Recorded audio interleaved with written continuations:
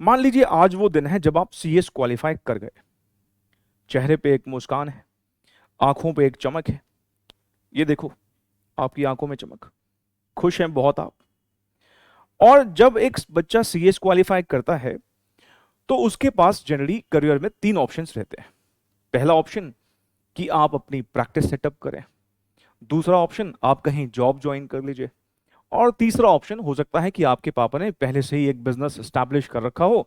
आपको लगता है कि क्यों ना अपने बिजनेस को ही आगे बढ़ाया जाए। और पापा का बिजनेस क्यों, हो सकता है दिमाग में आपके अपना ही कोई स्टार्टअप क्रिएट करने का थॉट हो। मतलब एक बिजनेस करने का भी ऑप्शन है। और बहुत ऑब्वियस सी बात है, एक नॉर्मल इंसान बिजनेस करेगा और एक प्रोफेशनल, जब आप एक पढ़ाई करके बिजनेस करने का सोचेंगे तो आप एक शायद बिजनेस को बेहतर तरीके से कर पाएंगे, क्योंकि आपकी नॉलेज में अब बहुत कुछ फीड है। आपको कॉर्पोरेट लॉज के बारे में पता है, आपने टैक्सेशन के बारे में भी पढ़ा है, आपने अकाउंटिंग के बारे में भी पढ़ा है, फाइनेंस के बारे में पढ़ा है, लेबर लॉज, और पता नहीं क्या क्या आपने पढ़ लिया है। तो शायद वो नॉलेज आपको एक एक हेल्प करे अपने बिजनेस को बढ़िया से करने में। ठीक है, ये भी एक थॉट है। लेकिन मान लीजिए ना बिजनेस ना प्रैक्टिस, आपको लगता है कि कौन झंझट ले, अपनी जॉब करते हैं। मतलब एक जॉब करते हैं जहां पर हर महीने एक फिक्स सैलरी आती रहेगी और ज्यादा टेंशन लेने का आपका स्वभाव है नहीं। आपने कहा ठीक है, जॉब आपने जब ज्वाइन किया तो अच्छी जगह आपकी प्लेसमेंट लग गई और आपको महीने के 80,000 रुपए ऑफर किए गए। 80,000 पर मंथ। अब जब होता क्या है ना, जब एक इंसान नई नई जॉब शुरू करता है तो उसके दिमाग में पहले से ही थॉट होता है कि शुरुआत की 8-10 महीने की जो सैलरी आएंगी उसको कहां कहां हमें खर्च करना है। मतलब पहली 8-10 सैलरीज का आपने पहले से ही दिमाग में एक प्लानिंग कर रखी होती है कि ये ऐसे ऐसे खर्च होगी। सेविंग का तो शायद दिमाग में आता ही नहीं। जैसे कि हो सकता है कि आपने सोचा हो कि पहली सैलरी जब आएगी तो उससे शायद, क्योंकि पेरेंट्स का रिगार्ड है, तो पेरेंट्स को एक अच्छा गिफ्ट ला के देंगे, उन्होंने बहुत कुछ किया है, बहुत कुछ सेक्रीफाइस किया आपके लिए। दूसरे महीने की सैलरी में आपको लगा कि अपने लिए एक बढ़िया सा फोन खरीदेंगे। तीसरे महीने की सैलरी में फ्रेंड्स काफी टाइम से कह रहे हैं गोवा चलते हैं गोवा चलते हैं, तो लगा कि चलो तीसरे महीने की सैलरी से गोवा जाएंगे। और जो आगे की महीने की सैलरी आएंगी उससे एक डाउन पेमेंट इकट्ठा करेंगे, कार लोन लेंगे और उससे एक बढ़िया सी गाड़ी खरीदेंगे। मतलब शुरुआत की सैलरी को कहां कहां आपको खर्च करना है आपने पहले से ही सोचा हुआ है। लेकिन जब आपकी ये जॉब लगती है तो आप एडवाइस के लिए अपने किसी वेल विशर के पास जाते हैं। वो वेल विशर आपके पेरेंट्स भी हो सकते हैं, आपके कोई टीचर हो सकते हैं, आपके कोई और रिलेटिव हो सकते हैं, मतलब कोई भी जानने वाला हो सकता है जो आपको लगता है कि अच्छी एडवाइस कर देगा। और आपने एडवाइस जो ली उनसे, वो एडवाइस जो एडवाइस के लिए गए, आपने उनसे यही पूछा कि मुझे अब अपने करियर को कैसे प्रोसीड करना चाहिए, नई नई जॉब कर रहा हूं, मुझे नहीं पता कि किस तरीके से करना है, तो कुछ प्लीज अगर आप एडवाइस दे सकें। तो उन्होंने बहुत सारी एडवाइस दी। जैसे कि उन्होंने कहा कि भी देखो, आप जब ऑफिस ज्वाइन करोगे तो ऑफिस पॉलिटिक्स के चक्कर में मत पड़ना। जितना हो सके अपने जो भी आपका एरिया है, जिस एरिया में आप काम करेंगे, फॉर एग्जांपल आप मान लो कॉर्पोरेट लॉज की कंसल्टेंसी वाली फर्म को ज्वाइन करते हो, तो कॉर्पोरेट लॉज को और अच्छे से पढ़ो, अच्छे अच्छे ऑथर्स की बुक पढ़ो कॉर्पोरेट लॉज पर, और हो सके तो जो केस लॉज वगैरह हैं उनको रीड करो। मतलब ऐसा मत समझना कि सीएस बन गए तो अब सब कुछ आता है। सीएस बन गए, अपने आप को स्टिल अभी भी स्टूडेंट ही समझना। लगातार कोशिश करना कि अपनी फील्ड से रिलेटेड अपने आप को अपडेटेड रखना। और ऐसे ही कई तरह का ज्ञान आपको दिया गया। लेकिन आखिर में उन्होंने आपको एक बात बोली कि भी देखो, आप अभी यंग हो, वक्त आपके पास बहुत ज्यादा है, अच्छा वक्त है, कोशिश करना शुरुआत से ही महीने की सैलरी का कुछ पोर्शन सेव करते चलना। मतलब आप बैंक में एफडी कराओ, म्यूचुअल फंड या जहां आपको लगता है, लेकिन सेविंग करना जरूर शुरू कर देना शुरुआत से ही, ऐसा उन्होंने कहा। और उन्होंने पीछे रीजनिंग दी कि देखो कंपाउंडिंग जो है वो बड़ी इंपॉर्टेंट चीज है। कंपाउंडिंग समझते हो ना आप, जब आप किसी पैसे को इन्वेस्ट करते हो और उस पैसे को ग्रो करने का मौका देते हो, वक्त देते हो, तो वो इतना ज्यादा कंपाउंड हो जाता है कि 30-40 साल के बाद आप खुद इमेजिन नहीं कर पाते कि वो कितना बड़ा अमाउंट बन चुका होता है। तो उन्होंने कहा देखो, ये कंपाउंडिंग जो होता है ये 8th wonder of the world है। 7 वंडर तो हमें पता है, 8th wonder of the world है। मतलब उन्होंने इन्वेस्टमेंट को लेके आपको बहुत ज्यादा जो है प्रेरित किया, और आप भी बहुत ज्यादा इफेक्ट हुए, आपको भी लगा कि बात तो बिल्कुल सही कह रहे हैं। तो आपने डिसाइड कर दिया कि 80,000 रुपए की जो सैलरी हमें मिलेगी महीने की, इसमें से 20,000 रुपए महीने के मैं इन्वेस्ट करूंगा। अब आप ना इन्वेस्टमेंट के लिए जब दिमाग में आपके थॉट आता है तो स्टॉक मार्केट से आप घबराते हैं। आपको लगता है कि बड़ा रिस्क है। कुछ लोगों ने आपके दिमाग में ऐसी बातें फीड कर दी हैं कि वो तो कसिनो है, वहां तो लोग गैम्बलिंग के लिए ही जाते हैं, पक्का पक्का लोग बर्बाद ही होते हैं। तो ऐसे कुछ थॉट्स आपके दिमाग में भी हैं, तो आप क्या करते हैं, आप हर महीने बैंक चले जाते हैं। मान लो आप मुंबई के निवासी हैं और आपके घर से कुछ दूरी पर एक बैंक है, और जब आप बैंक पहुंचते हैं तो बैंक को बोलते हैं, बैंक बैंक मेरे से ये 20,000 रुपये ले लो और मेरी एक एफडी बना दो। इस सिर्फ मसाला लगाने के लिए बोल रहा हूँ, आजकल बैंक बैंक कोई नहीं जाता, एफडी बनती है और टूट जाती है नेट बैंकिंग से, आजकल ऑनलाइन ऑनलाइन सब कुछ हो जाता है, ठीक है। बट स्टिल ऐसे आप बैंक जाते हो। अब मैंने कहा आप मुंबई के निवासी हो और जो बैंक आप जाते हो वो बैंक का रास्ता ना दलाल स्ट्रीट से होते हुए जाता है। मुंबई में दलाल स्ट्रीट है, वहां पर बीएससी का ऑफिस है। नहीं, दलाल स्ट्रीट से होते हुए ये बैंक जो है, दलाल स्ट्रीट की गलियों से होते हुए बैंक आता है। आप हर महीने जब महीना खत्म होता है 80,000 आपके अकाउंट में आते हैं, 20,000 आप लेके बैंक के पास निकलते हो। अब क्योंकि गलियां वही हैं, जैसे ही आप यहां पहुंचते हो ना, तो हर महीने यहां से एक आवाज आती है 20%, 20%, 20%। अब आपको एक बार तो लालच तो आता है, क्योंकि बैंक वाला जो है, मान लो एफडी का इंटरेस्ट रेट हालांकि ऊपर नीचे होता रहता है, पर मान लो ये आपको 8% दे रहे हैं। अब आपको लगता है यार ये दलाल स्ट्रीट से 20% की आवाज आ रही है और बैंक को तो मैं 8% पे दे के आता हूं अपने पैसे। तो एक मन में लालच तो आता है, पर क्योंकि फिर वही पुराने थॉट, पैसा खराब ना हो जाए, बर्बाद ना हो जाए, इसलिए आप कान बंद करके फटाफट बैंक की तरफ निकल पड़ते हो और बैंक के मैनेजर को, जो भी वहां पर एफडी बनाने वाला इंसान है, उसके हाथ में 20,000 थमाते हो। अब हर महीने ऐसा होता है, हर महीने आवाजें 20% की आती है और एक सबकॉन्शियस माइंड में एक एक बात तो आती है कि यार क्यों ना ट्राई करके देखें, ठीक है। लेकिन स्टिल फिर प्रैक्टिकल हो जाते हो आप, फिर दबा देते हो उस बात को। लेकिन अब ना बुल रन चल रहा था, बुल रन समझते हो, जब स्टॉक मार्केट बड़ी तेजी से भागता है, और इस बार तो वो आवाजें इतनी तेज आ रही थी कि जैसे किसी ने लाउड स्पीकर लगा के बिल्कुल 20%, 20% चलाया हो। बल्कि 20 क्या, क्योंकि बुल रन है तो 30% भी बोला गया इस बार तो। अब आपने कहा जाके तो देखूंगा इस बार, अब मैं जाके देखूंगा। और मान लो बीएससी का ऑफिस जो है, मान लो सेकंड फ्लोर पे, और आप जब ऊपर जाते हैं, अब वहां पे कंफ्यूजन शुरू आपकी। क्यों? क्योंकि अब कोई 20% की आवाज नहीं आ रही। अब ऊपर तो बड़े सारे काउंटर लगे हुए हैं, टीसीएस का अलग काउंटर है, मारुति का अलग काउंटर है, एशियन पेंट्स का अलग काउंटर है, ऐसे बहुत सारी कंपनियों के काउंटर लगे हुए हैं, और हर एक काउंटर से अलग अलग आवाज आ रही है। कोई 30% बोल रहा है, कोई 20 बोल रहा है, कोई 25 बोल रहा है, कोई 15 बोल रहा है, इवन कोई -5 बोल रहा है। भाई नुकसान भी तो हो जाता है कभी कभी। अलग अलग काउंटर से अलग अलग आवाज आ रही है। आपने एक बंदे को बुला के पूछा, अरे भाई नीचे तो 20-30% की आवाज आ रही थी, ये ऊपर अलग अलग आवाजें क्यों आ रही है? कह रहे हैं भाई सुनो, देखो आपको पता होगा कि जो सेंसेक्स है वो 30 कंपनीज का कलेक्शन है, जैसे निफ्टी 50 कंपनियों का है।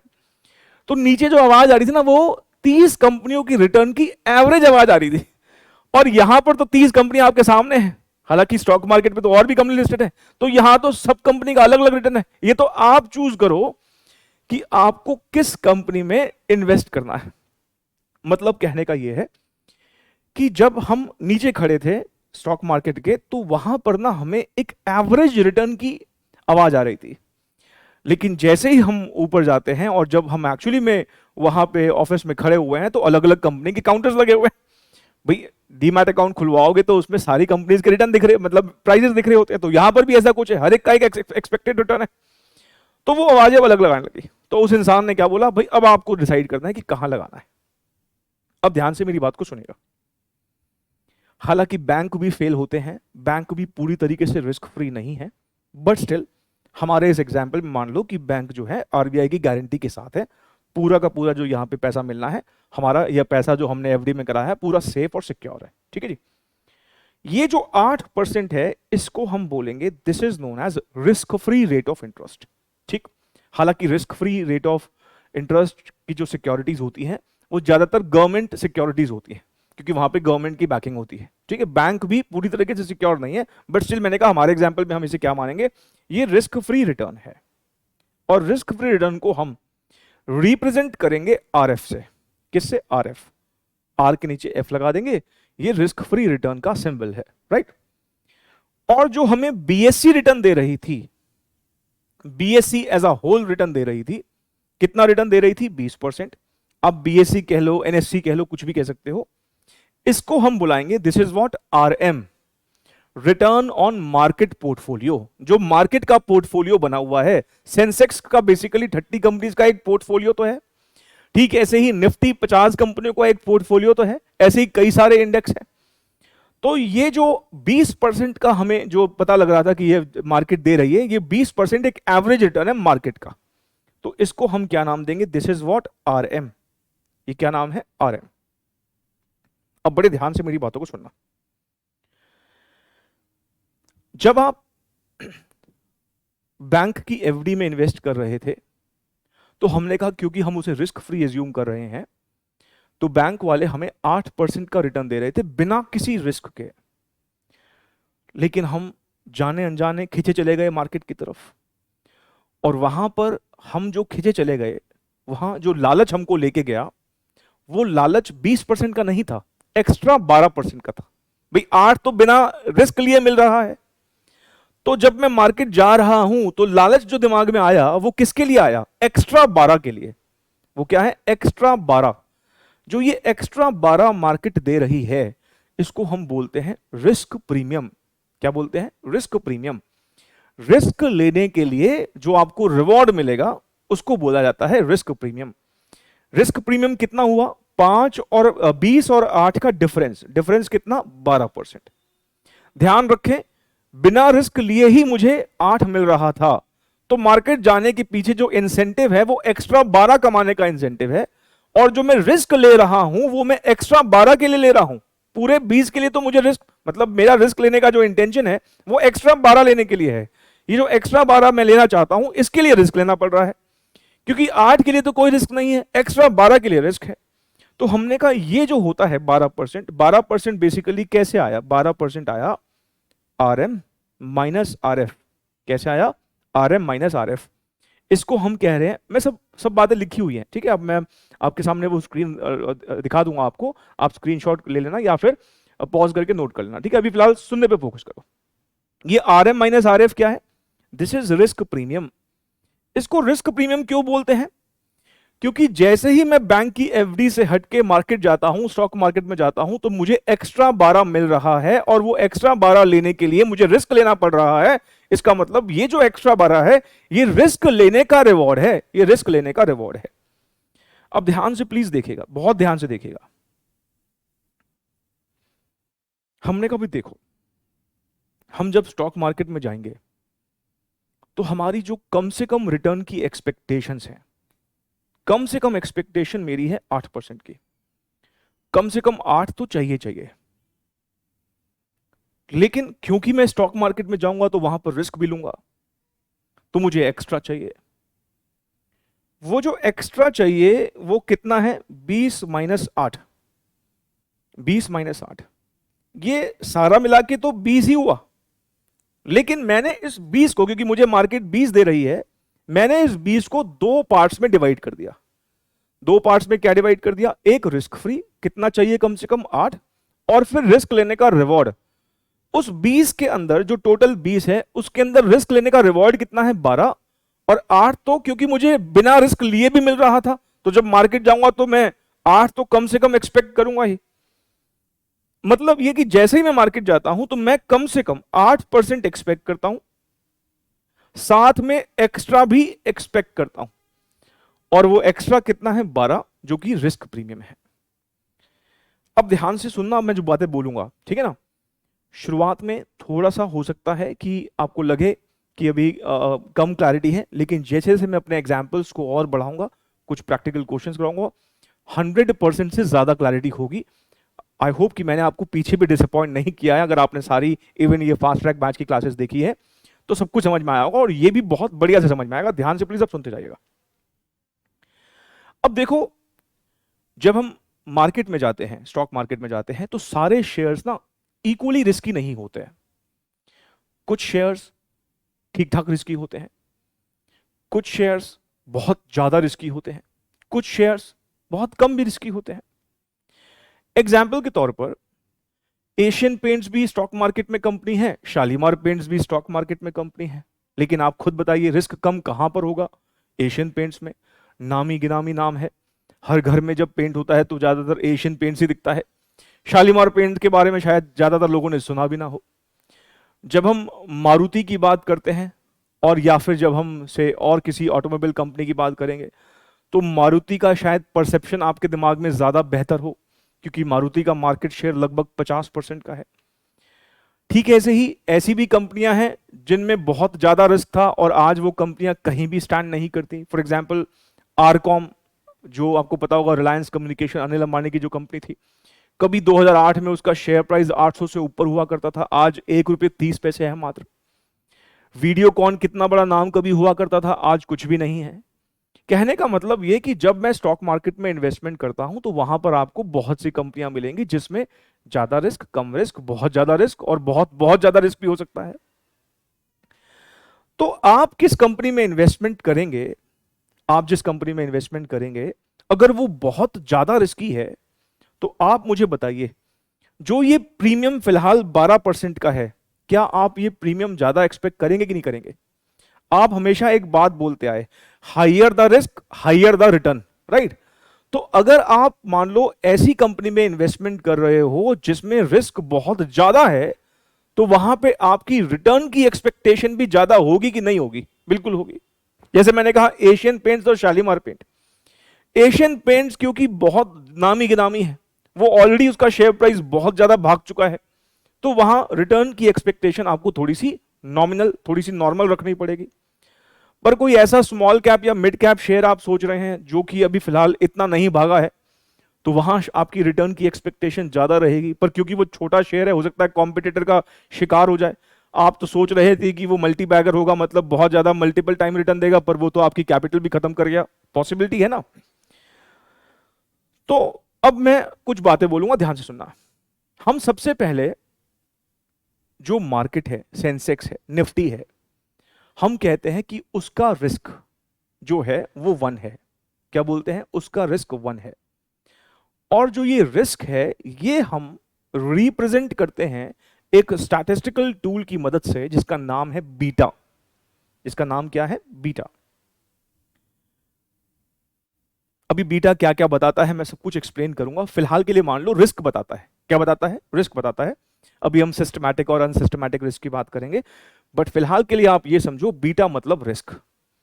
हम जब बोलते हैं सेंसेक्स का रिस्क कितना है, निफ्टी का रिस्क कितना है, तो हम बोलेंगे उसका रिस्क 1 है। क्या बोलेंगे? 1 है।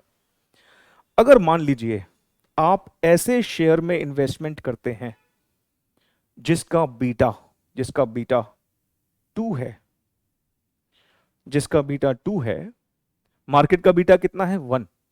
पर आपने ऐसे शेयर में पैसा लगाया जिसका बीटा 2 है, मतलब ऐसा शेयर है जो मार्केट से भी ज्यादा रिस्की है, तो आपका जो प्रीमियम जो आपको चाहिए होगा वो नॉर्मल से ज्यादा चाहिए होगा। मतलब ये, अब ध्यान से प्लीज सुनना, आपको 8% तो चाहिए, पर आपको रिस्क प्रीमियम इस बार 12 नहीं चाहिए। आप कह रहे हो आपने ऐसे शेयर में पैसा लगाया है जो मार्केट से दुगना रिस्की है, तो आपको प्रीमियम भी दुगना ही चाहिए, मतलब 12 इंटू 2 24% चाहिए। टोटल रिटर्न की एक्सपेक्टेशंस आपकी कितनी है? 32% की है। ठीक है, ऐसे ही फिर से सोचते हैं।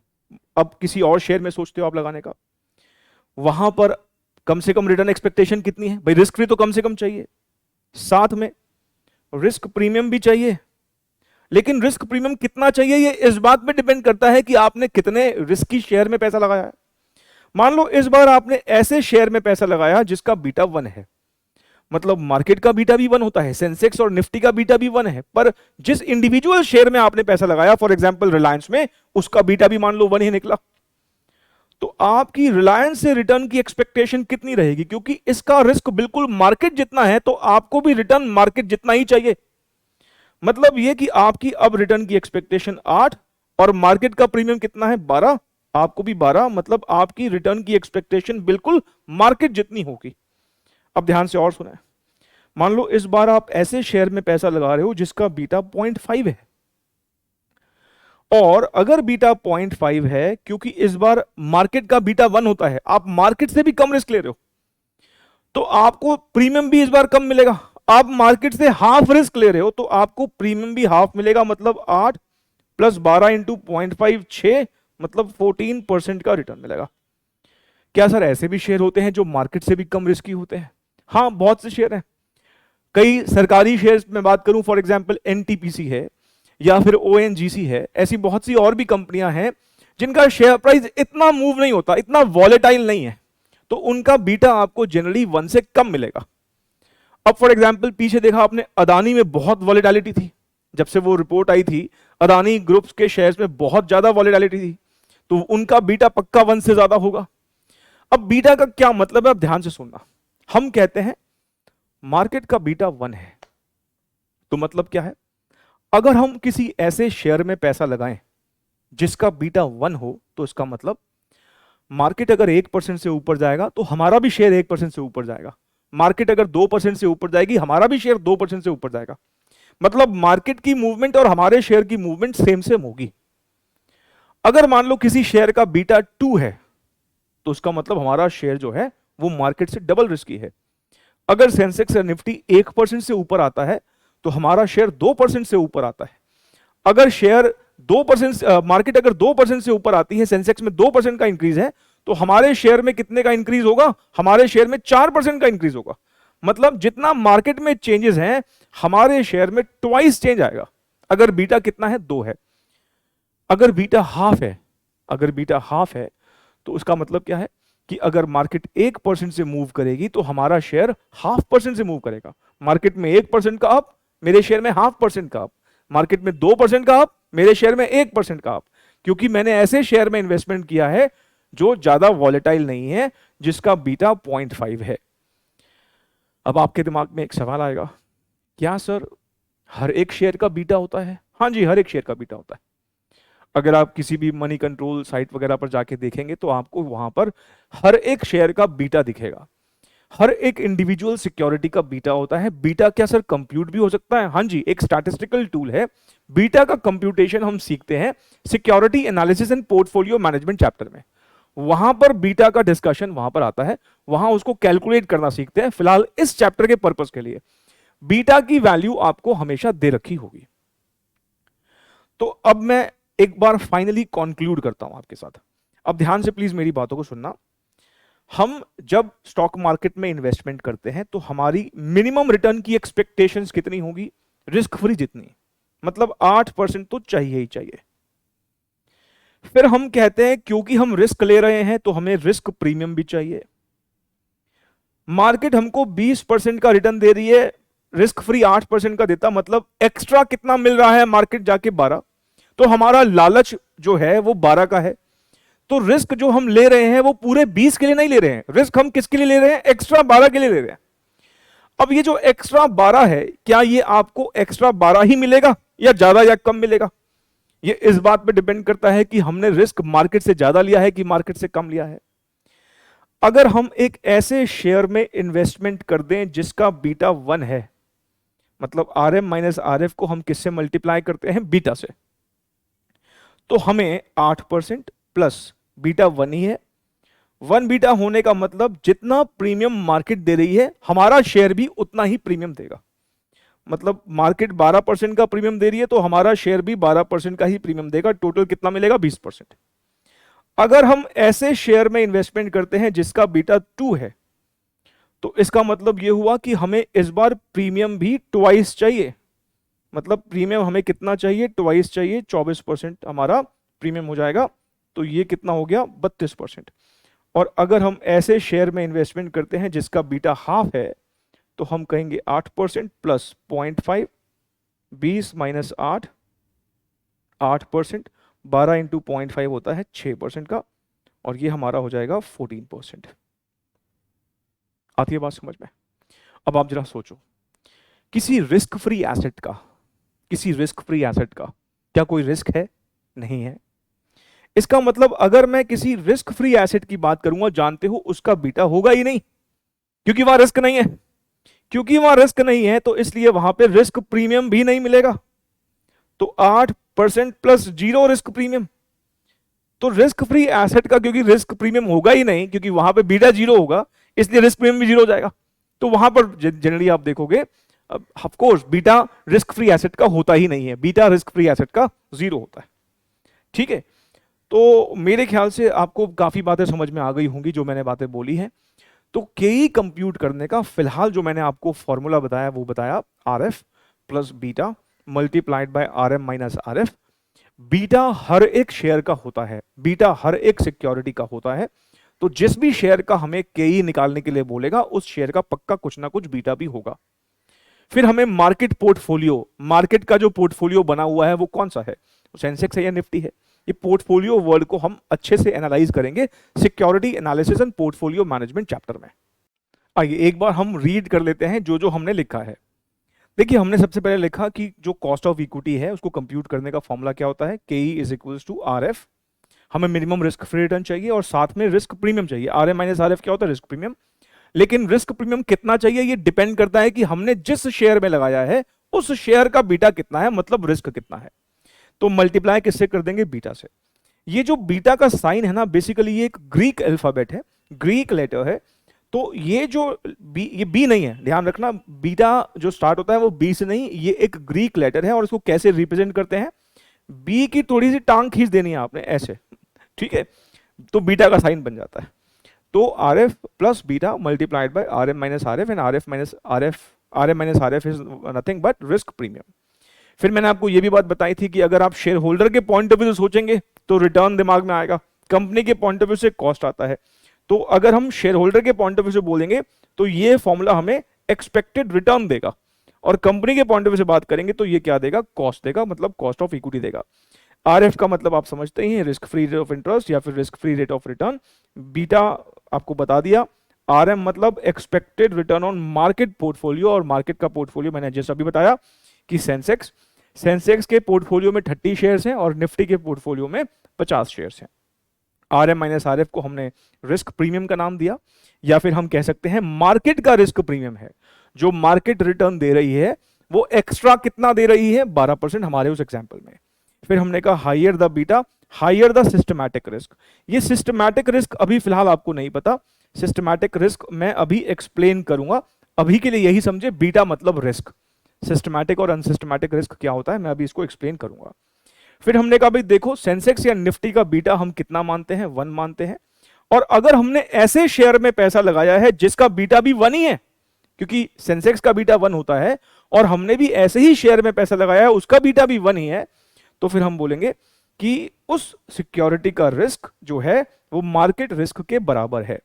अगर सेंसेक्स 1% से बढ़ेगी तो हमारा वो शेयर भी 1% से बढ़ेगा। मैंने कहा मान लीजिए रिलायंस का बीटा 1 ही है, तो अगर सेंसेक्स 1% से बढ़ा है तो रिलायंस का शेयर भी 1% से बढ़ेगा। सेंसेक्स 2% से बढ़ा है तो रिलायंस का शेयर भी 2% से बढ़ेगा। ऐसे ही जैसे ऊपर जाता है वैसे ही नीचे भी आने की प्रोबेबिलिटी रहती है। अगर बीटा 1 से ज्यादा है तो हम बोलते हैं कि risk of a particular security is more than the market risk, वहां मूवमेंट मार्केट से भी ज्यादा आएगी। अदानी ग्रुप जो है अभी हाल फिलहाल का एक बेस्ट एग्जांपल है। हालांकि अगर हम कुछ स्मॉल कैप्स या मिड कैप शेयर देखेंगे तो वहां पर भी आपको काफी शेयरों का बीटा 1 से ज्यादा मिलेगा। फिर हम कहते हैं कि बीटा अगर 1 से कम है, इसका मतलब ये कि risk of a particular security is less than market risk, और ऑफ कोर्स किसी रिस्क फ्री एसेट का बीटा जो है वो तो 0 ही होता है। एक बार आप ये देखिए, ये अदानी एंटरप्राइजेस का डेटा है, और अदानी एंटरप्राइजेस का आप देखोगे ना, ये देखो ये रहा बीटा, ये ब्लू कलर से जो ये देखो हाईलाइट किया है मैंने, ये बीटा ये रहा। कितना बीटा दिख रहा है आपको, 1.83 का बीटा है, 1.83 का बीटा है, 1 से ज्यादा है। और ठीक ऐसे ही आप अगर एक सरकारी कंपनी है एनटीपीसी, एनटीपीसी का अगर आप बीटा देखते हो तो बीटा उसका कितना है, 0.53 बीटा है इसका, इसका बीटा कितना है, 0.53 है। देखिए अभी जो मैंने एग्जाम्पल आपके साथ शेयर किया था उसी एग्जाम्पल को ना मैंने यहाँ पर अब फॉर्मली आपके सामने प्रेजेंट कर दिया है, जिसकी मदद से अब हम कुछ कंक्लूजन्स ड्रॉ करेंगे। अब ध्यान से देखिएगा प्लीज। देखिए केस ए में ना हमने ऐसी सिक्योरिटी की बात करी जिसका बीटा 1 है। बीटा 1 मतलब हमने ऐसे शेयर में इन्वेस्टमेंट किया है जो बिल्कुल मार्केट जितना ही रिस्की है, तो रिटर्न भी हमें मार्केट जितना ही मिलेगा। इसका मतलब मार्केट का रिटर्न 20% था, तो हमारी सिक्योरिटी का रिटर्न भी कितना है, 20% ही है।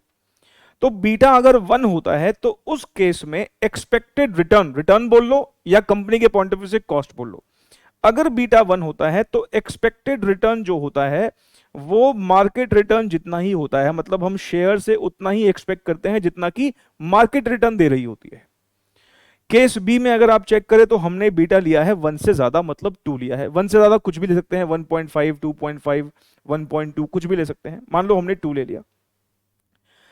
अगर बीटा हमारा 1 से ज्यादा है, इसका मतलब हमने ऐसे शेयर में इन्वेस्टमेंट किया है जो मार्केट से भी ज्यादा रिस्की है, तो हमारी रिटर्न की एक्सपेक्टेशंस भी ऑटोमेटिकली मार्केट से ज्यादा होंगी। इसलिए मार्केट यहां 20 दे रही है, पर हमारी जो सिक्योरिटी है वो कितना दे रही है, वो 32 दे रही है। इसका मतलब ऐसे शेयर में अगर हम इन्वेस्टमेंट करते हैं जहां पर हमारी रिटर्न की एक्सपेक्ट या जहां पर हमारा रिस्क ज्यादा है, मार्केट से ज्यादा रिस्क है, तो हमारी रिटर्न की एक्सपेक्टेशन भी मार्केट से ज्यादा हो जाएंगी। हमारा एक्सपेक्टेड रिटर्न कितने का है, एक्सपेक्टेड रिटर्न 32% का है, जबकि मार्केट कितना दे रही है, मार्केट मात्र 20% दे रही है। हम ज्यादा रिटर्न क्यों एक्सपेक्ट कर रहे हैं, बिकॉज रिस्क भी ज्यादा ले रहे हैं। और अगर हम ऐसे शेयर में इन्वेस्टमेंट करते हैं जो मार्केट से भी कम रिस्की है, तो उस केस में हमारी रिटर्न की एक्सपेक्टेशन ऑफ कोर्स मार्केट से कम हो जाएगी। तभी आप देख पा रहे हैं यहां पर हमारा रिटर्न 14% का एक्सपेक्टेड है, जबकि मार्केट 20% का देती है। तो ऐसे केस में हमारा जो रिटर्न है वो मार्केट से भी कम हो जाएगा, मतलब हम वहां पर मार्केट से भी कम एक्सपेक्ट करेंगे।